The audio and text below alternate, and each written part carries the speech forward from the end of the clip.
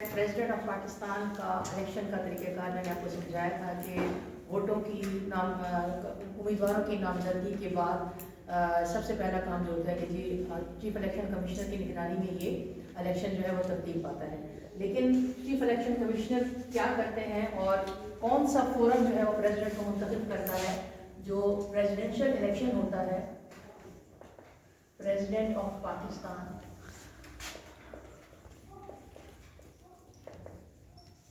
President of Pakistan का जब election होता है तो इसमें पार्लियामेंट क्या है? पार्लियामेंट क्या है? लेजिस्लेचर, जो आपका मजलिस शूरा भी कहते हैं, पार्लियामेंट भी कहते हैं। इसके दो ईमान हैं, टू हाउसेज है, नेशनल असेंबली और सेनेट। ठीक है, ये दोनों पार्लियामेंट होती है। इसमें जो सदर का इंतखाब के का फोरम बनती है। दूसरा प्रोविंशियल असेंबलीज।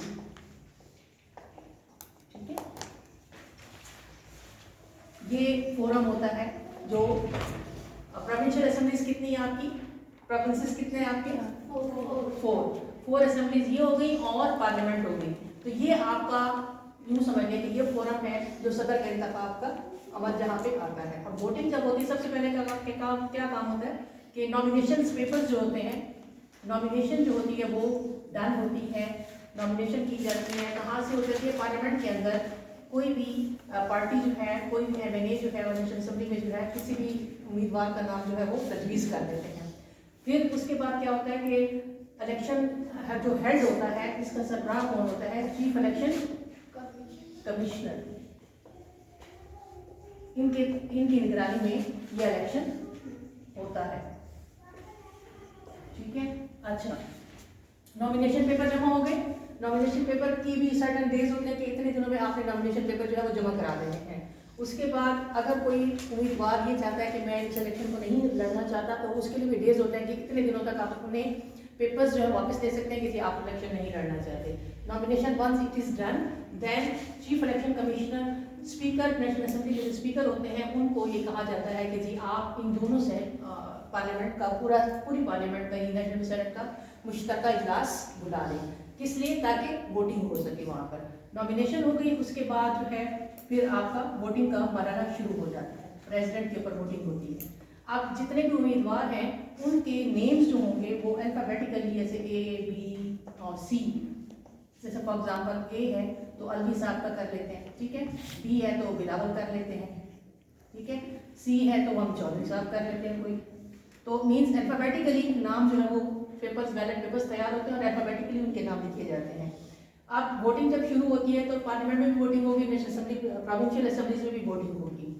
वोटिंग वहाँ और जो भी एमएनए है या जो हमारे प्रोविंशियल असेंबलीज के नॉमिनीज वो मेंबर्स होते हैं उनको क्या कहते हैं? एमपीएस। और जो सेनेट के पार्लियामेंट के होते हैं उनको क्या कहते हैं? एमएनएस। यहाँ एमएनएस वोट करते हैं, कास्ट करते हैं, या एमपीएस वोट कास्ट करते हैं। वो बैलेट पेपर लेते हैं और उसके ऊपर जिसको भी उन्होंने वोट देना होता है वो उसको जाके उसके नाम के आगे क्रॉस लगा देते हैं और उसके बाद जो है वो बैलेट को करके फोल्ड करके वो बैलेट बॉक्स में डाल देते हैं। वोटिंग हो जाती है सेम डे में, दोनों जगहों पे हो रही होती है। पार्लियामेंट के अंदर भी हो रही होती है और प्रोविंशियल असेंबलीज के अंदर भी हो रही होती है। जब वोटिंग हो जाती है तो उसके बाद वोट को काउंट कैसे किया जाता है, वोटिंग की गिनती किस तरह से होती है, ये आप लोगों के लिए जो लास्ट टाइम मुश्किल था, वोटों की काउंटिंग जो है वो मैं बताती हूँ आप लोगों किस तरह से करते हैं।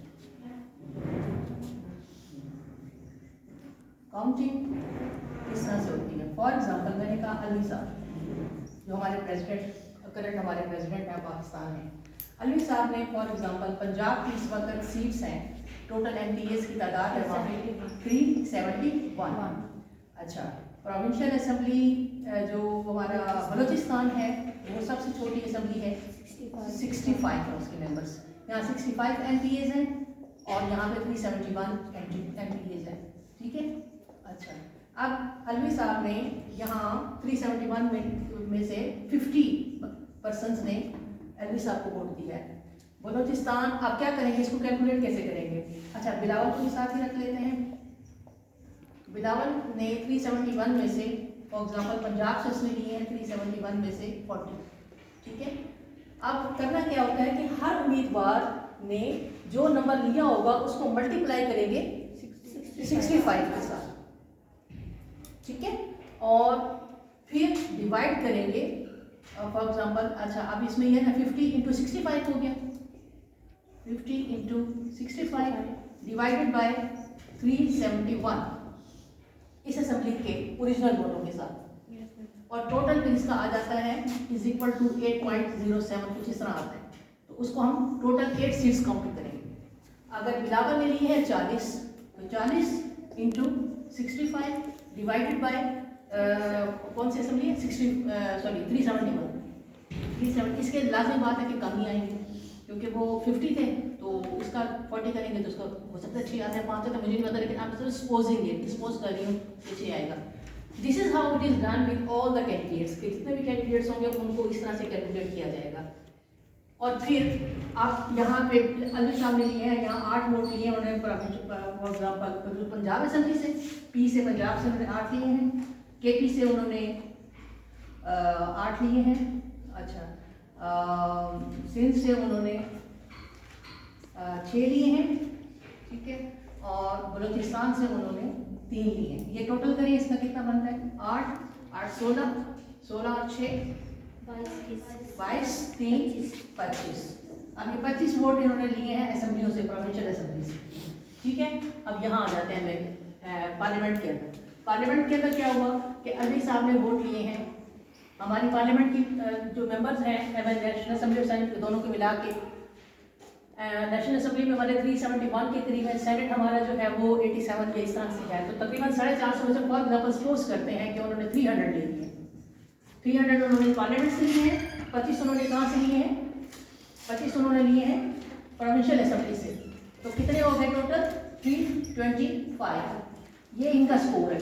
अब बिलावल का स्कोर ले लेते हैं, बिलावल को भी इसी तरह से थोड़े नंबर देते देते यहाँ पे हम करते हैं कि फॉर एग्जाम्पल उन्होंने 30 लिए हैं और पार्लियामेंट्स के अंदर उन्होंने ले लिए हैं 250, ठीक है, 250 प्लस 20 कितना हो गया 270। तो पहला स्कोर किसका हुआ अली साहब। समझ में आ गया तरीके से, इस तरह फिर हर कैंडिडेट को कैलकुलेट करके फिर उसका टोटल जो वोट बनता है उसको देखा जाता है।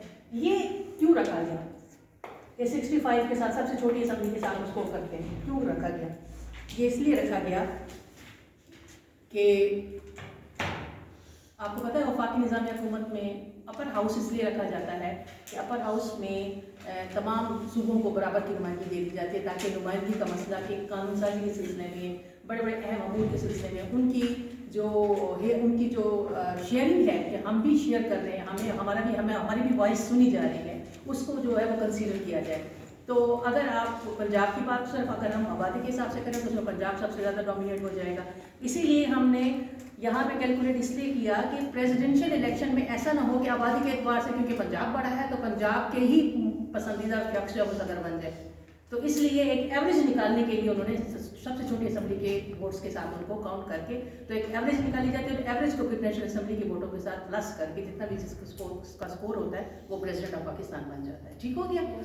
अच्छा, ये तो प्रीवियस लेक्चर था जो मैंने अब आप क्लियर हो गया आप लोगों को, सेशन है प्रोसेस ठीक हो गया।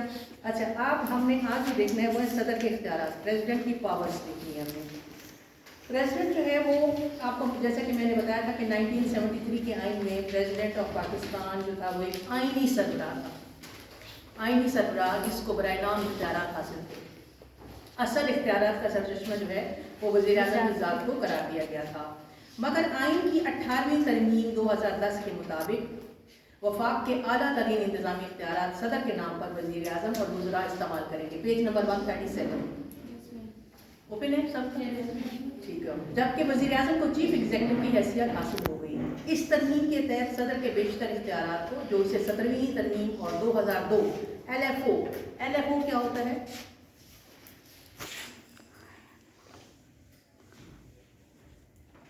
Legal framework order, LFO legal, इसका एब्रिविएशन है लीगल फ्रेमवर्क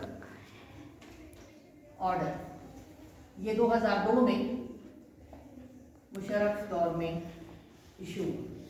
इसमें जितने भी लीगल उन्होंने लॉ पास किए हुए तो उसका पार्ट बन गया और फिर लेटर ऑन वो आइन का हिस्सा बन गया। इन्हें ख़त्म करके अब वज़ीर आज़म की मशरूत से मशरूत कर दिया गया है। اس طرح خالص پارلیمانی نظام پر عمل درآمد کی جانب پیش رفت کر دی گئی ہے. یعنی اس سے پہلے کیا تھا؟ صدر کے اختیارات، صدر کا جو اوریجنل ہے 1973 کے آئین میں، یاد رکھیے گا صدر کا کی جو اوریجنل پاورز تھیں وہ کچھ بھی نہیں تھے.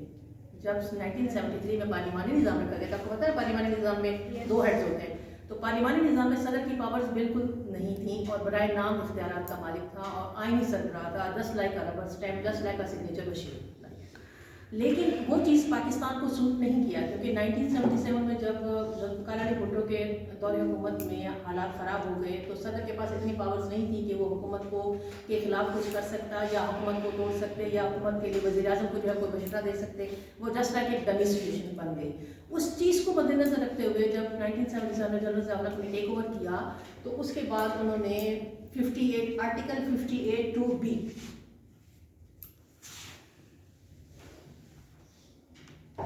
آرٹیکل آئین کا آرٹیکل 58(2)(b اس کے تحت انہوں نے کیا کیا؟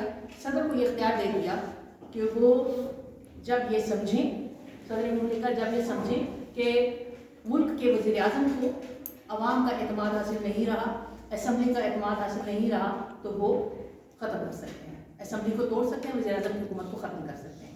اور اس کا استعمال سب سے پہلے جنرل ضیاء الحق نے کس کے لیے کیا؟ اپنے ہی دور میں محمد خان جنیجو جو ہمارے پرائم منسٹر تھے ان کی گورنمنٹ کو ختم کیا. اسی آرٹیکل 58(2)(b نے آنے والے دور میں پھر اس کے بعد آنے والے دور میں نواز شریف کی حکومت کو بھی ختم کیا اور اس وقت جو پریزیڈنٹ تھے انہوں نے حکومت کو اسی آرٹیکل کو استعمال کرتے ہوئے، یعنی صدر پاورفل تھا ایک طرح سے نا، کہ جب چاہتا وہ حکومت کو سمجھتا وہ ختم کر سکتا تھا. اسی کو یوز کرتے ہوئے نظری کی حکومت کو بھی توڑا گیا. تو پھر 18ویں ترمیم 2010 18th امینڈمنٹ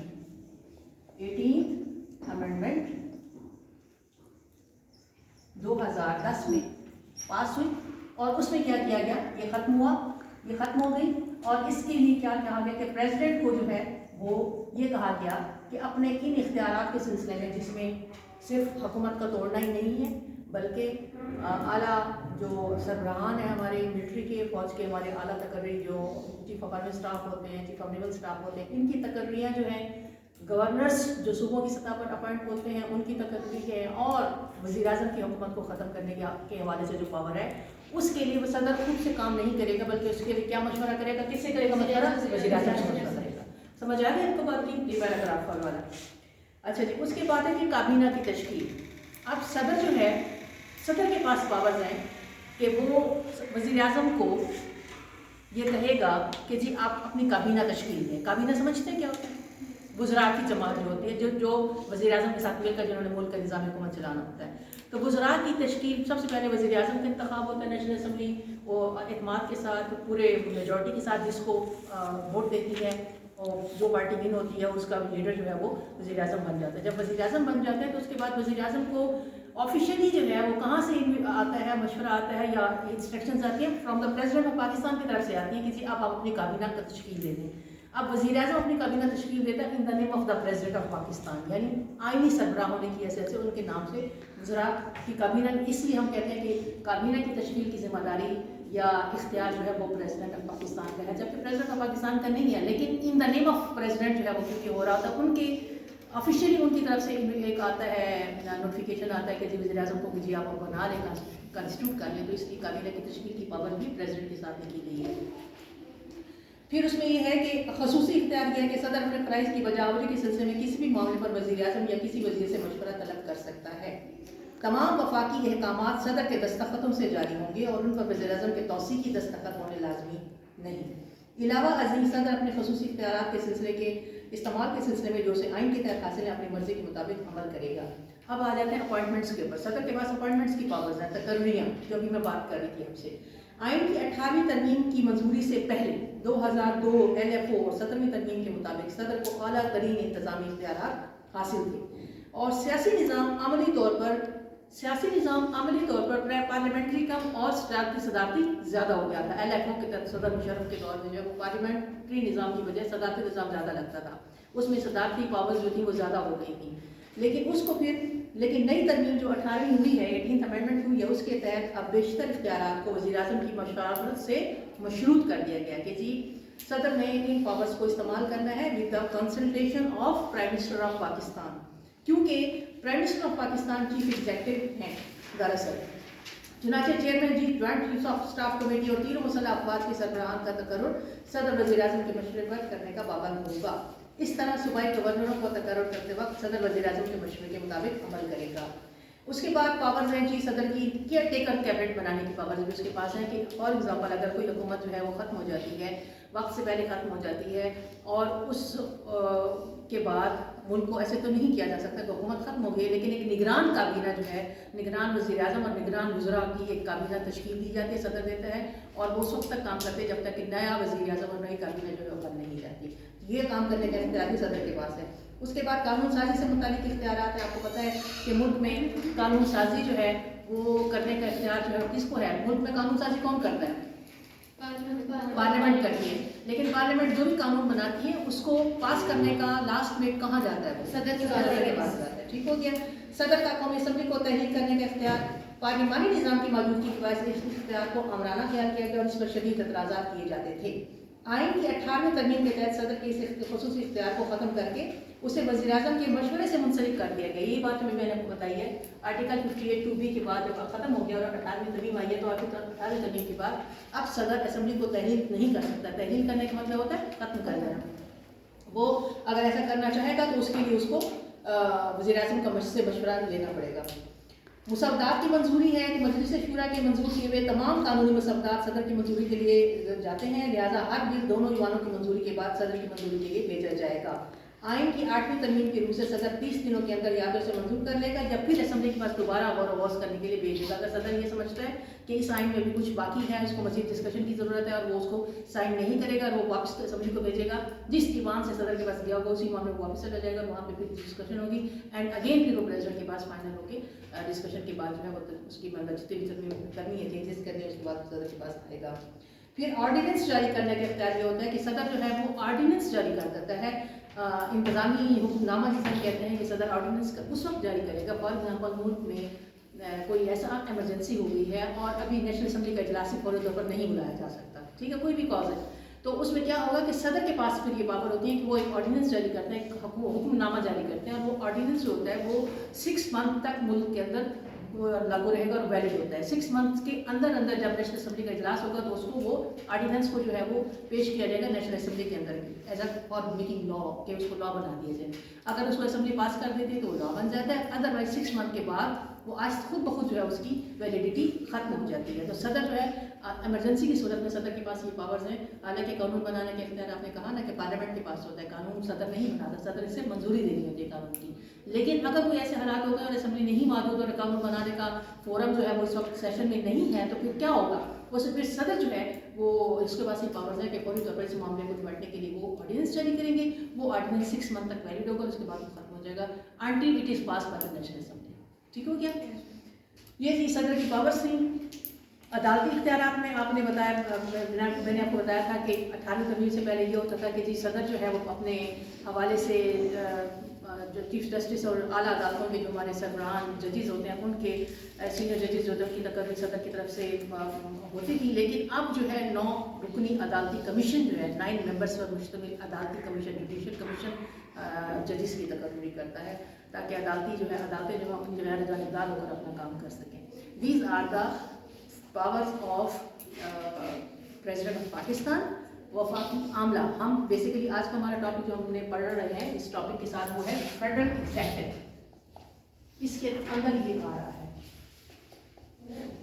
ایگزیکٹو۔ اب اس میں ہم نے پہلا پڑھا ہے پریزیڈنٹ اینڈ دین ہم پڑھیں گے پارلیمنٹ پرائم منسٹر، ٹھیک ہے۔ ان دونوں کے مجموعے کو کیا کہا جاتا ہے؟